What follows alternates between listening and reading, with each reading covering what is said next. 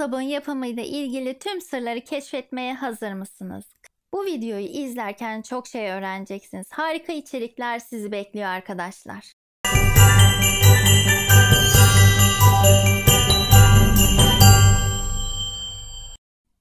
Hiç sabun yapmayı düşündünüz mü?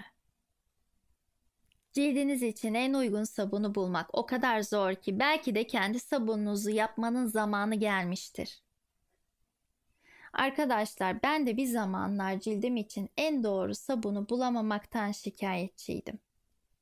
Kimyasal içeriklere karşı hassasiyetim vardı ve doğal bir çözüm ararken kendimi doğal sabunumu yapmayı öğrenebileceğim eğitimde buldum. Size bu yolculukta öğrendiğim her şeyi paylaşacağım. İşleyeceğimiz konular: sabunun kimyası, neden doğal sabun, gerekli ekipmanlar, sabun yapımında kullanılan yağların özellikleri, yağların kullanım amaçları, sabun yapım teknikleri, kostik nedir, doğal sabun yapımında hesaplama, kostik hesaplaması nasıl yapılır, sabunlaşma nedir, süperfet nedir, nasıl hesaplanır?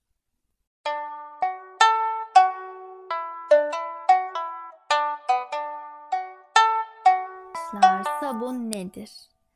Alkali maddelerle yağlarda bulunan asitlerin kimyasal tepkimesi sonucu ortaya çıkan bir tuz bileşiğidir. Sabun yapılırken hayvansal ya da bitkisel özellikteki katı ve sıvı yağlar kuvvetli alkali çözeltiyle belli oranlarda karıştırılır. Katı ve sıvı yağlar trigliserit adı verilen moleküllerden oluşur.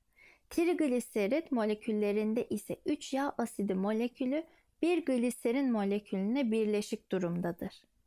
Bu yağ asitleri alkali çözelti ile karıştırıldığında sabunlaşma dediğimiz kimyasal reaksiyon başlar. Bu reaksiyon sırasında trigliserit moleküllerinde bulunan 3 yağ asidi molekülü alkali çözeltide ayrışır ve alkali metallerle birleşerek sabun adı verilen tuzu oluşturur. Gliserin molekülleri ise serbest kalır. Sabun yapımı sonucunda doğal olarak oluşan ve cilde nem veren gliserin ortaya çıkar. Cilt için faydalıdır. Gliserin havadaki nemi cildinize hapsetmeye yardımcı olur arkadaşlar. Marketlerden alınan sabunlar gliserin içermez. Bu yüzden cildi kuru bırakır ve tahriş eder. Hatta cildinizin kendi doğal yağını da yok eder. Fabrika üretimi sabunlar gliserini ayrıştırıp ya farklı nem verici ürünlerin içerisine ekliyorlar ya da tamamen ayrı olarak satıyorlar. Fazla köpürsün diye ya da kalıba döküldüğünde daha kalın dursun diye de sabunların içerisine onlarca kimyasal madde ekleniyor.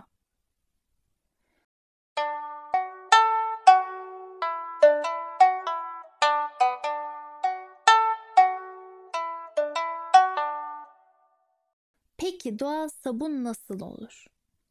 Eğer malzeme bir bitkiden elde ediliyorsa, örneğin zeytinden zeytinyağı elde ediliyorsa, sebze ise, mineralse, hayvandan elde ediliyorsa, bal ya da süt gibi, o zaman doğaldır.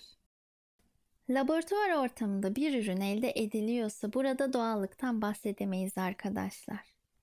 Doğal adı altında pazarlanmaya çalışılan suni kokularla güzelleştirilir fakat %100 doğal diyemeyiz.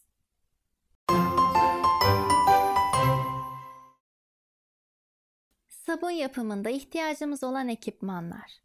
Sabun yapımında birinci kural doğru malzeme kullanımı ve güvenliktir arkadaşlar. Güvenlik aksesuarlarımız eldiven, gözlük, maske, tencere, tartı, termometre, blender, kalıplar, çırpma teli, silikon spatula ve kesim aletleri gibi bazı araç gereçlere ihtiyaç duyacağız. Güvenlik açısından ilk bilmemiz gereken kostik yani sodyum hidroksit. Katı sabunlarımızda sodyum hidroksit kullanacağız arkadaşlar. Kostik bazik bir maddedir ve dikkatli kullanılmalı, saklanılmalı. Elle veya gözle temasında oldukça yakıcı olabiliyor. Ne kadar eğlenceli hobi de olsa kimya ile uğraştığımızı bilmek gerek arkadaşlar. Gözlerimizi korumak için gözlerimizin tamamını kaplayan bir gözlüğe ihtiyacımız olacak. Bir diğer ana koruyucumuz eldivenler. Elinize iyi oturan eldiven tercih etmelisiniz. Kostik ve su birleştiğinde gaz açığa çıkar. Bu yüzden maske takmak da önemli. En az 2-3 kat takmanızı tavsiye ederim. Yeterli önlemi sağladığınızı düşündüğünüz her an sabun yapımına başlayabilirsiniz arkadaşlar. İzlediğiniz için teşekkür ederim arkadaşlar. Bir sonraki videoda görüşmek üzere, yorumlarınızı bekliyorum.